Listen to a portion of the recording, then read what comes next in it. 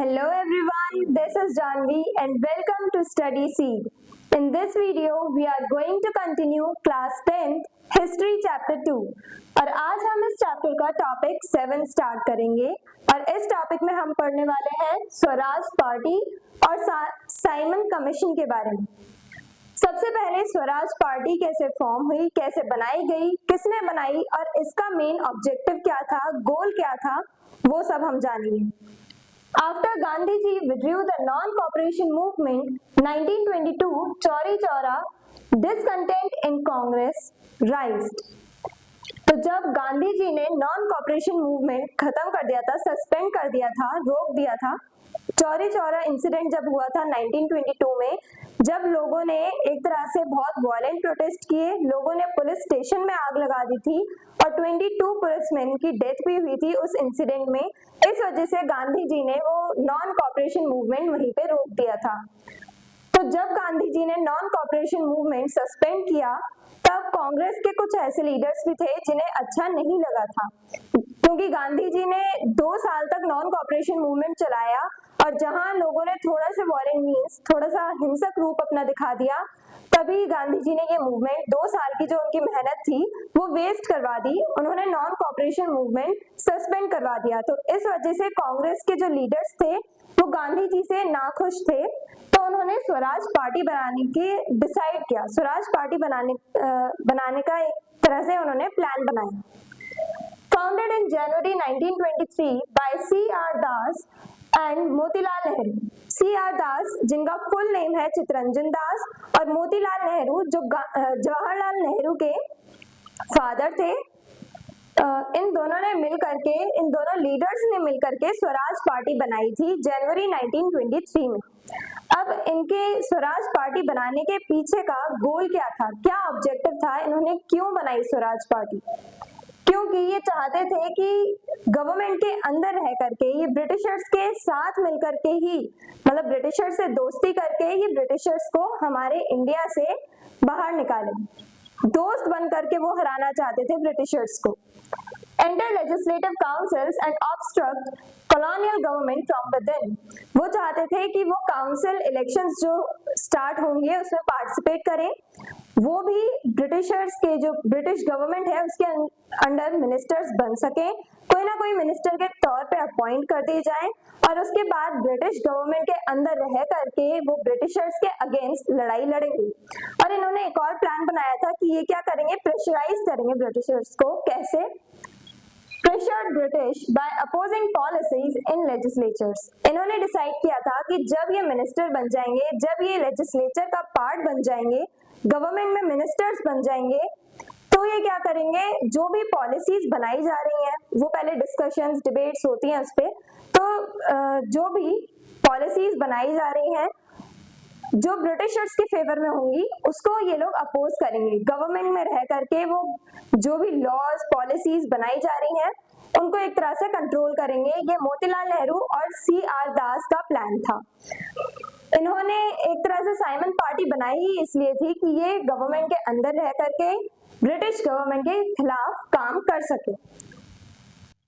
अब हम जानेंगे साइमन कमीशन के बारे में। साइमन कमीशन 1927 में इंडिया में भेजा गया था। कहां से? इंग्लैंड से।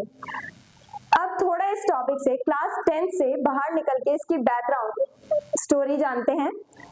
पहले क्या था कि ब्रिटिशर्स में जो इंग्लैंड थे, इंग्लैंड की जो क्वीन थी, उन्होंने सिर्फ ईस्ट इंडिया कंपनी को अलाउ किया था कि वो इंडिया में आकर के ट्रेड कर सकते हैं, अपनी कंपनी स्टैब्लिश कर सकते हैं और रूल कर सकते हैं इंडियंस पे। तो वहां पे इंग्लैंड में रह रहे जो दूसरे प्राइवेट कंपनीज थी वो भी चाहती थी कि वो भी ट्रेड करें इंडिया के साथ, चाइना के साथ, उन्हें भी एक्सपेंशन करना था अपना और उन्हें भी प्रॉफिट गेन करना था।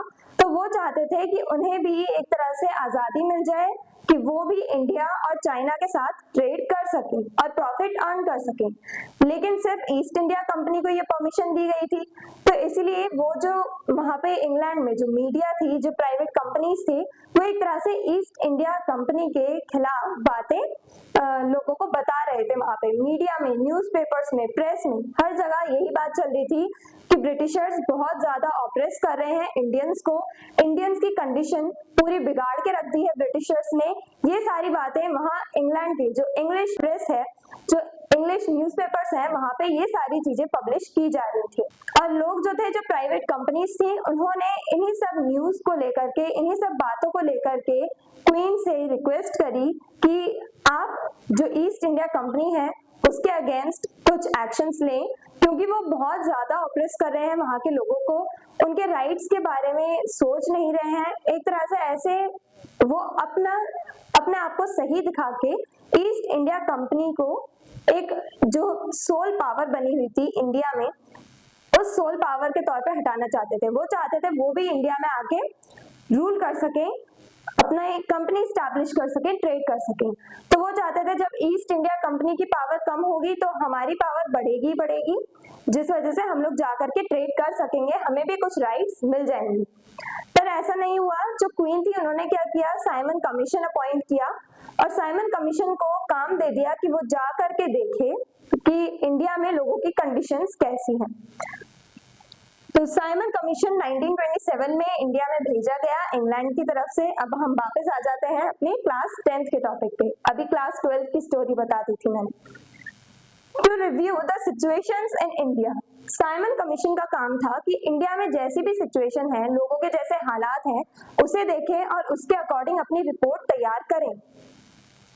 अब इस साइमन कमीशन की कुछ डिटेल्स देखते हैं। ये जो साइमन कमीशन थी, इसका हेड कौन था, कौन इसका लीडर था? Sir John Simon. Had 7 members. इस साइमन कमीशन में 7 मेंबर्स थे। All British, no Indian representative.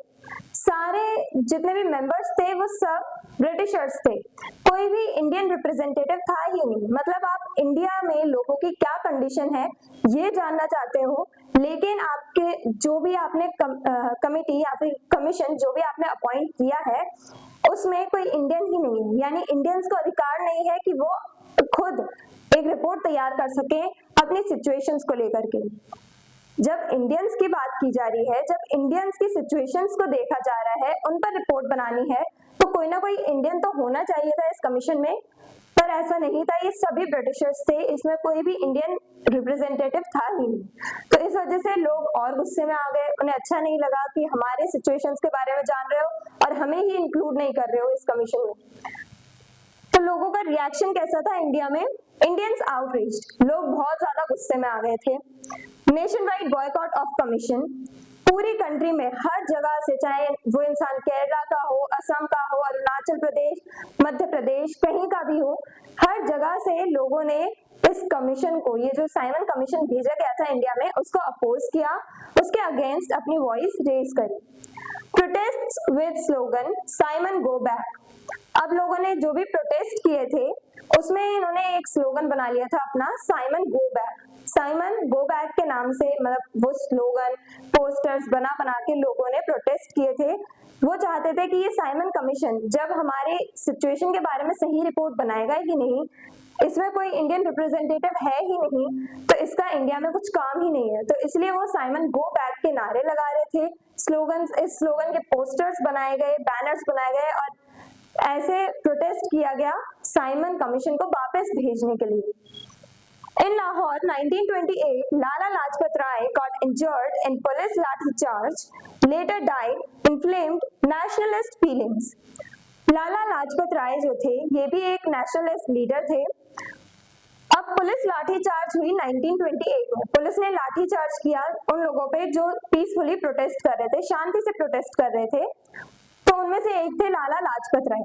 उन पर भी जो ब्रिटिश पुलिस ऑफिसर्स थे उन्होंने लाठी चार्ज की और लाला लाजपत राय जो थे, ये जो लीडर थे, इनके बहुत ज्यादा चोट लगी, ये बहुत ज्यादा इंजर्ड हुए, इन्हें बहुत ज्यादा इंजरी हुई। ठीक है, तो इन्होंने क्या, मतलब बाद में इतनी ज्यादा सीवियर इंजरी थी इनकी कि बाद में जाके इनकी डेथ भी हुई।